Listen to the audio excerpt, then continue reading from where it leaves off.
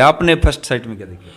जी उसके सर पे चोट लगी हुई थी, वो माथा बैठा हुआ था, यहाँ से नाक से खून ब्लड आ रहा था, गले पे यहाँ से चोट थी और भी कई जगह चोट। कई बार ये मांग तांग के ऊपर ही बताती थी, भैया ऐसे ऐसे बोलते हैं भाई कि भाई अब मैं तो और मेरे तो तू आ गई ना तो और देनी, ये भी आऊँ थे काफ़ी इतने रुपये दे देते वो देते थे, ऐसी ऐसी बात मतलब ताने मारते थे। लोक प्रसार के मेरे सारे दर्शकों ने विनय लांबा की तरफ से हाथ जोड़ के राम राम नमस्ते जय हिंद। और मेरे प्रिय दर्शकों, फिलहाल मैं बता दूँ आपने बैठा हूँ भाई कायला गांव में, और कायला गांव में एक बहुत बड़ी दुर्घटना हुई है भाई। एक ऐसी घटना घटी है जिसने हर आम आदमी को सोचने पे मजबूर कर दिया। एक और बेटी दहेज की बलि चढ़ा दी गई भाई। समाज में रहने वाले इंसान की खाल में छुपे हुए भेड़िए जिनकी भूख बनी रही मिटी नहीं, एक बच्ची की जान लेने के बाद भी उनकी प्यास नहीं बुझी भाई। तो जो परिवार सामने बैठा है, इस परिवार की वो बच्ची थी, और कैसे क्या घटना घटी है वो सारी बात अंकल जी बैठे हैं और जो लड़की थी उनके भाई बैठे हैं हमारे साथ में, तो इनसे बातचीत करांगे। और बातचीत करने के बाद भाई एक विश्लेषण जरूर करियो, इस वीडियो को पूरा देखना, पूरी बात इस परिवार की सुनना, के दुख भरी दास्तान थी, और उसके बाद विश्लेषण जरूर करना भाई कि क्या समाज के अंदर ये घटनाएं होती रहेंगी, ये कब तक चलता रहेगा और इसका तोड़ क्या हो सकता है। तो राम राम भाई साहब। राम भाई बहुत बड़ी घटना घटी है और बहुत बड़े दुखों का पहाड़ आपके ऊपर टूटा है। तो थोड़ी सी मैं जानना चाहूँगा कि कितने दिन पहले शादी हुई, बच्ची का क्या नाम था? नाम मीनू था, शादी को 1 साल 4 महीने हुए थे। 1 साल 4 महीना हो गया था। तो जिस टाइम आप रिश्ता देखने गए थे उस टाइम कोई किसी प्रकार की बातचीत हुई थी दहेज के बारे में या किसी प्रकार के बारे में, लेने देने के मामले में? नहीं, पहले जो रिश्ता करवाया था वो मेरी टीचर थी, वो मेरे घर पे आई थी, बोली भाई अपनी लड़की का रिश्ता ले लो, कोई मांग तांग कुछ नहीं है। जैसे सब कुछ हो गया, शादी की डेट नज़दीक आई, फिर बोली ओ भाई इनकी 11 लाख रुपए की मांग है, ये है वो है। नू बोली अपने पास ज़मीन है, ज़मीन बेच के कर दो, मुँह बंद, नौकरी वाला है, बाद में कभी मिले भी कोई नौकरी, और सब की में ऐसे ऐसे पापा भी बीमार रहे, मम्मी भी बीमार रहे, दिन थोड़े रह गए थे, फिर मजबूरी में 11 लाख की उनकी मांग पूरी करनी पड़ी। तो जो कौन सी जॉब में लग रहे थे जो आपके बहन थी उसके घर वाले? फौज में थे। फौज में? हाँ जी। तो जिस टाइम रिश्ता देखा उस टाइम पे ये बताया गया वह बढ़िया रिश्ता है, अच्छी जॉब पे लग रहा है, और जैसे ही शादी की तारीख नज़दीक आई तो उनकी डिमांड शुरू हो गई। तो डिमांड भी छोटी नहीं, 11 लाख रुपए कैश की बातचीत चली यहाँ से, भाई का जो कहना है। और इन्होंने ये कह रहे कि वो डिमांड पूरी करने के लिए भाई अच्छा रिश्ता है, हमारी बहन का रिश्ता टूट न जाए, कहीं ना कहीं समाज में हमने नीचा ना देखना पड़े, इसलिए आज से उन्होंने वो डिमांड भी उनकी पूरी करी। और कैसे करी? ज़मीन बेच के। कितनी ज़मीन बेचनी पड़ी भाई साहब? 2 किले जी। 2 किले। अपनी पेट पालने के लिए एक आम आदमी को ज़मीन की सबसे ज़्यादा ज़रूरत होती है, और उस ज़मीन को भी उन्होंने अपनी बेटी की शादी बची रहे और अच्छी तरह से धूमधाम से शादी हो जाए, और जो दहेज के लोभी थे उनका मुंह बंद करने के लिए उन्होंने अपने जो ज़मीन है उसको भी बेचनी पड़ी। ये मजबूरियां आ जाती हैं भाई समाज के अंदर, ठीक है। तो भाई उसके बाद शादी हो गई? शादी हो गई थी जी। शादी होने के कितने दिन बाद में उनका असली चेहरा आपने पता चला? वो तो शादी से पहले थोड़ा थोड़ा दिखाने लगे थे, फिर बाकी ये भाई ठीक निकल जाएंगे, जो उनकी मांग हो मांग पूरी कर दी। फिर ये अभी चलो फिर आना ना जी करना है, वो ले इतने मांग हनु मांग लिया दे दो इन थे ले बालक बुड़ो को पाछे, फिर ठीक से पास मांग मुँह पास दब जाएंगे, इतने देख ले थोड़े मोड़े और दे दो नू, कदे कदे गुट्ठी दे दी, कदे कुछ दे दिया, हमारा चल जाएगा काम नू, ये चलता रहा जी। फिर लास्ट में नतीजा आ गया। तो शादी की में आपने 11 लाख दी, उसके बाद आपने और क्या क्या दिया भाई उनको? जो थोड़ी मोड़ी मांग आ जाती जी, कभी चैन दे दी, कभी गुट्ठी और दे दी, कभी थोड़ा मोड़ा और कुछ कर दिया, ऐसे मतलब मानसिक रूप से परेशान करने लगे भाई। छोटी छोटी डिमांड उनकी होने लगी, कभी गुट्ठी लिया, कभी कोई चैन लिया या कैश लिया, मतलब इस तरह की कैश की कभी रुपये मांगने लगे जी। फिर उन पर हम कहते हुए पापा बीमार है, मम्मी बीमार है, तो उसे परेशान करते रहो। काफ़ी बार तो हमें बताती भी नहीं थी, वो सोचती थी भाई पापा बीमार है, मम्मी बीमार, परेशान होंगे और भी। तो भाई लास्ट में जब आपकी बहन जो है काफ़ी परेशान हो गई होगी, तो आपको बताया नहीं उन्होंने कितनी बार कि मेरे साथ ऐसा कुछ घटित हो रहा है या परेशान कर रहे हैं मेरे को? बताती थी वो काफ़ी बार, जैसे हम उससे आप बात करते थे तो जो भी चलन थी उससे वो गई भाई ऐसे ऐसे तो बोल रही थी, तो वो बोलती भाई एक कुछ नहीं बढ़िया रिश्ता है, थोड़े मोड़े और दे तार पर तो है ज़मीन दे दी और कर दो इनका, मुंह बंद कर दो इनका। हैं हर पाछे बालक बच्चे आ पाछे कोई नहीं, सब अपना आप ढल जाएंगे ये बोल के बस टाइम काटती रहे। मतलब जिसने रिश्ता करवाया, दो घरों का मेल करवाया, वो ही इस चीज में भी एक बिचौले का कार्य कर रही थी कि इतने पैसे और दे दो, ये चीजें और दे दो, फला चीज और दे दो, ढिमका चीज और दे दो, इस तरह की डिमांड उसके थ्रू ये चीज आती रही। और ये जो भाई हैं और ये जो इनके पिता हैं, ये अपनी जमीन बेच के और उसको पूरा करते रहे। तो भाई अब बिचौलन थी, वो कहाँ की है और कौन है? बिचौलन कैरू की थी और अपने गवर्नमेंट स्कूल में टीचर है वो, और मैं उनका स्टूडेंट था जी। वो इसलिए मेरे पास आई थी और ये बोली भाई तेरी सिस्टर का रिश्ता कर दो। नाम बबीता था जी। बबीता नाम था। हाँ जी।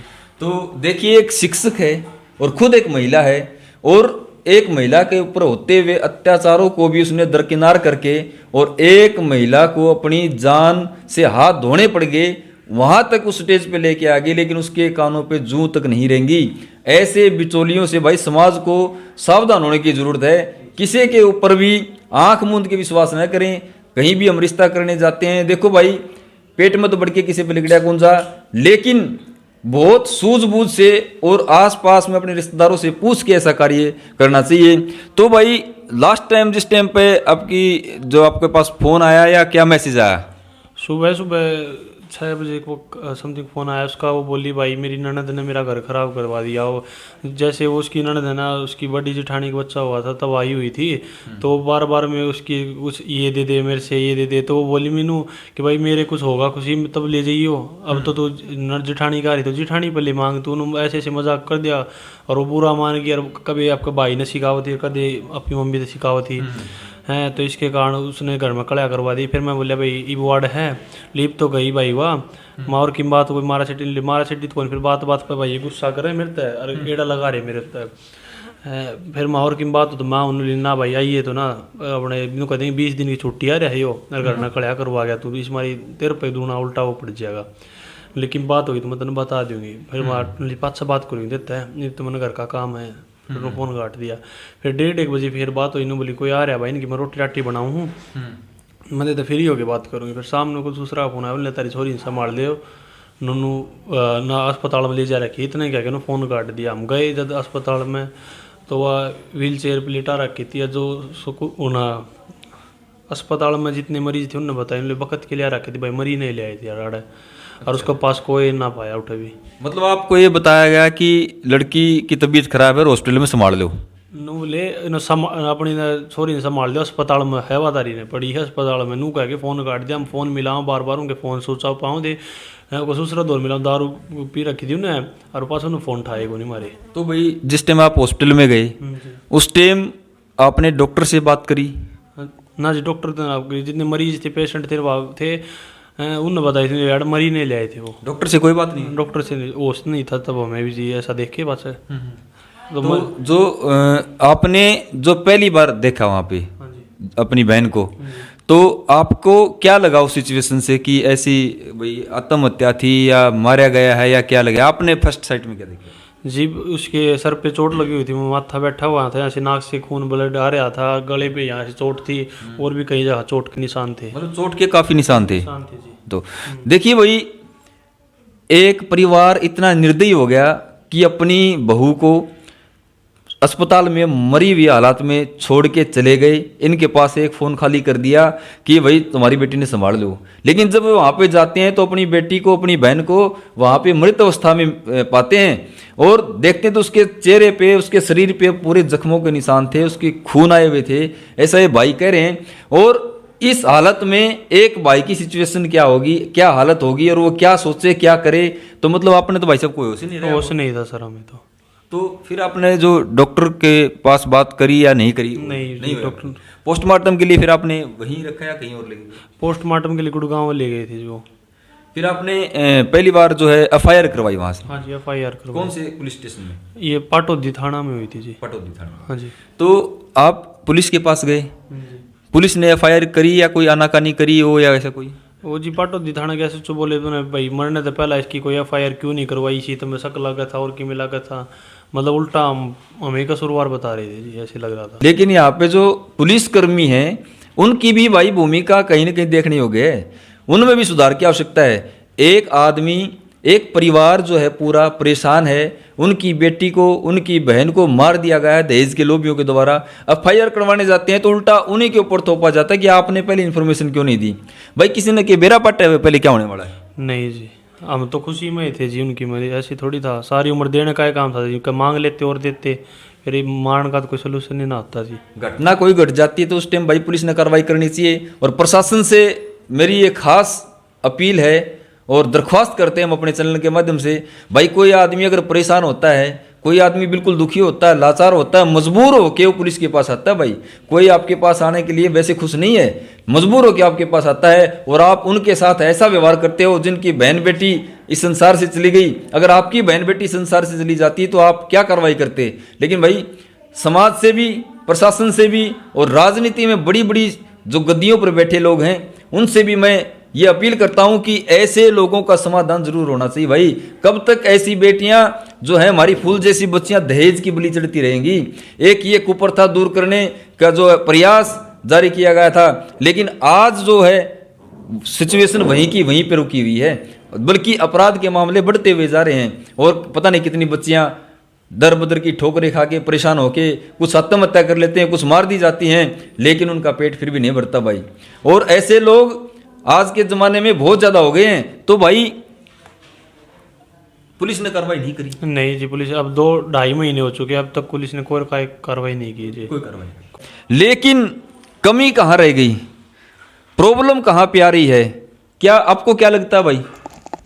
ये जी पुलिस वालों की मिली भगत है जी, कोई कार्रवाई नहीं कर रही अब तक। मतलब पुलिस मिली हुई उसमें? मिली हुई है तो इतना टाइम हो गया, कुछ हो आपकी खुद के कुछ फैमिली में रीजन हो तो एक दिन में पकड़ लेते हैं, वो 1 घंटा भी नहीं छोड़ते। अब 2-2.5 महीने कोई ऐसे तो नहीं जाती सर जी। तो परिवार के लोगों पे आपको किस पे शक है कि किस किस ने इस कारनामे के अंदर कौन कौन लोग शामिल हो सकते हैं? उनका सब परिवार मिला हुआ था तभी इतना बड़ा काम हो सकता है, छोटे मोटे काम तो ऐसे तो हो नहीं सकते, आप भी मानते हो। घर में अगर 5 मेंबर है तो 5 की रजामंद से इतना बड़ा कदम उठ सकता है, नहीं उठ सकता।